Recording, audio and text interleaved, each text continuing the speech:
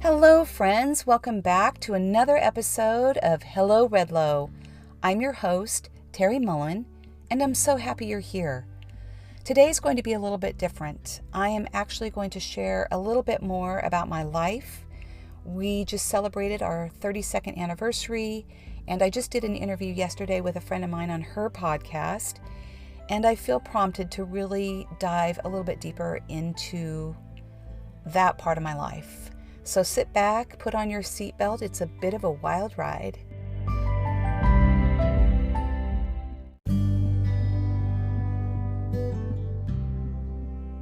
Brené Brown says, of all the things trauma takes away from us, the worst is our willingness to be vulnerable.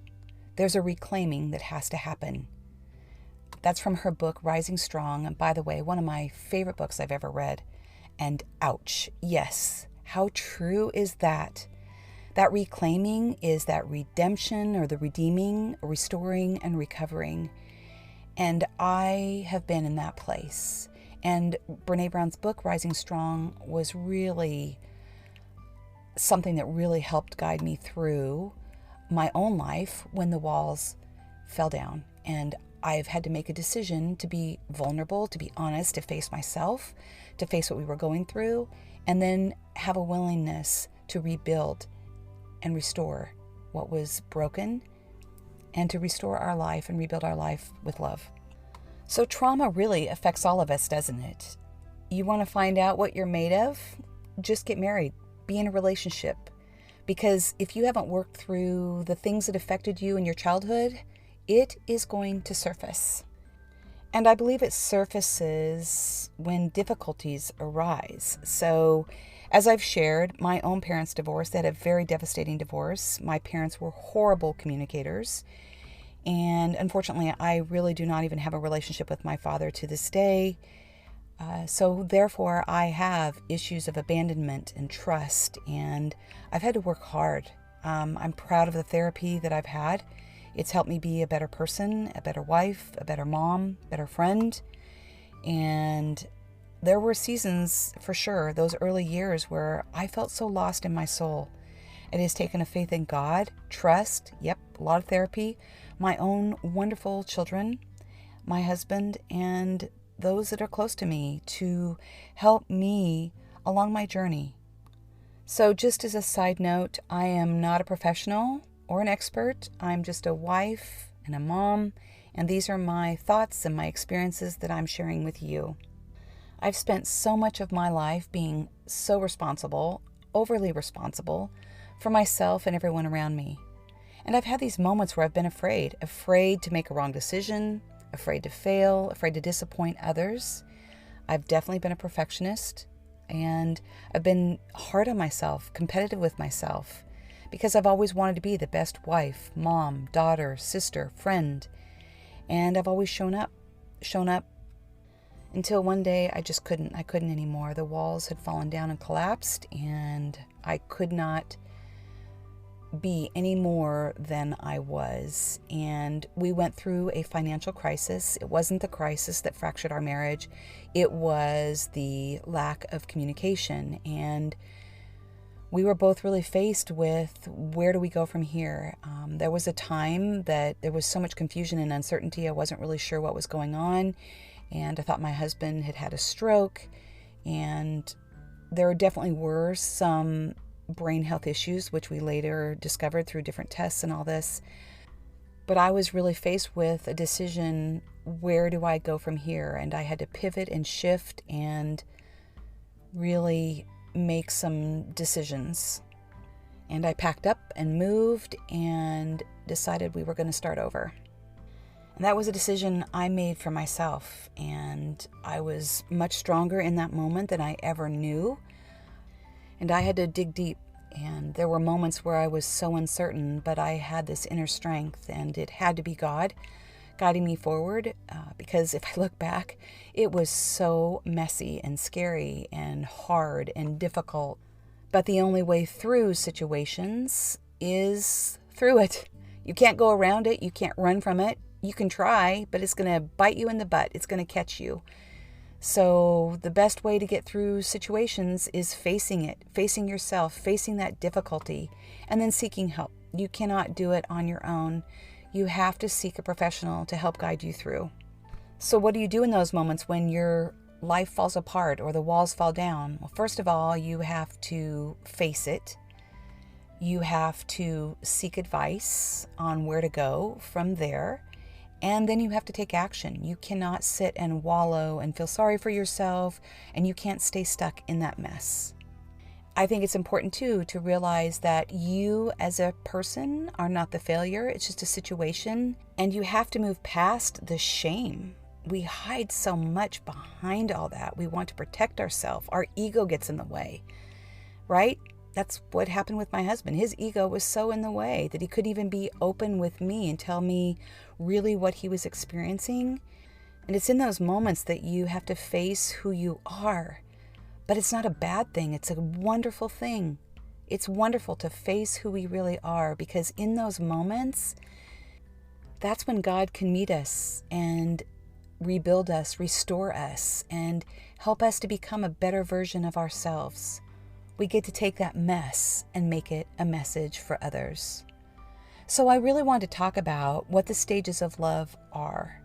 That first stage is falling in love. That's that excitement and that passion, which I hope you have. It's important. And that attraction. When you're attracted to someone physically, mentally, and emotionally, it's fun and it's exciting. And the cautionary part of me wants to tell you to be careful, because social media makes all of us even seem like something we're not. So pay attention to actions, just not words. And look around, look what's happening in the news. And women, this is for you in particular. Pay attention to abusive moments, verbal abuse, physical abuse. If you are experiencing that anyway, walk away, seek help, get advice, tell a friend, confide in someone. And on the flip side of that, realize that a relationship doesn't complete you. Someone doesn't complete you. They enhance who you are and they enhance your life, but they don't complete you. And a relationship isn't a Disney or a Hallmark movie. My mom always told me that a marriage should be easy. Are you kidding me? It's one of the hardest things I've ever done.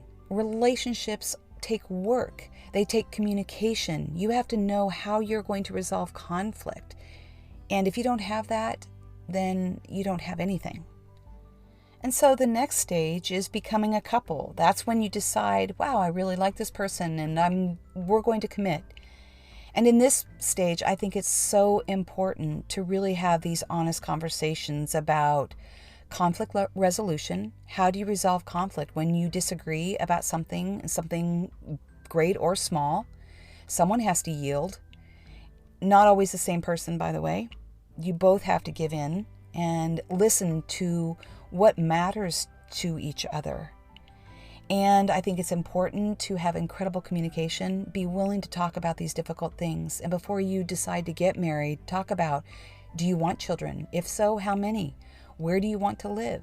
Oh, and the big one, talk about money. Talk about your beliefs about money and how you are going to structure combining money. And talk about faith. Also, do you want faith in your life?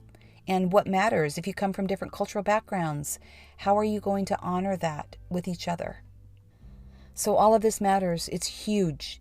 Yes, it's huge. And before you decide to get married, please discuss these things.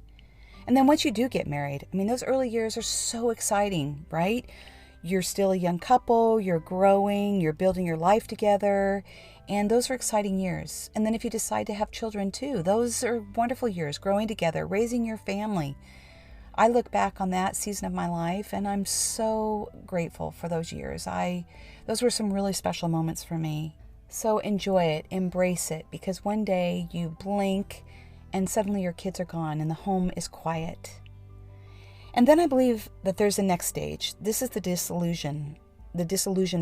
A lot of times this could be like a midlife crisis, and that's really that season that we went through, because up until now you've built your life together, you've been busy, you're building your careers, you've probably moved and adjusted and made all these different compromises. Perhaps you've been two ships in the night, and then all of a sudden you look at each other and you think, oh my gosh, who are you? One of the things that we did early on in our earlier years was do date night.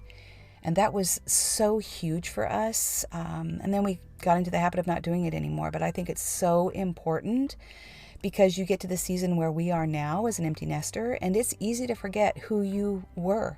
Who were you as a couple? What attracted you way back when? What did you have in common? Because that's what carries you through after the kids are gone. You still have each other. And then there's a season of creating real and lasting love. And that is a decision. That's where we are now. We are in that place of rebuilding our life and rebuilding love and moving forward. We have 4 amazing children. We both come from divorced families, and so family has really mattered to us. No judgment on anyone who is divorced. This is a decision that we made for our life and our family. And then I believe this last stage is using your life, your mess, to be a message to share with the world. And that is also where we are right now. To be open, honest, and vulnerable about where we've been, where we are, and taking those tools and our experience to share with others.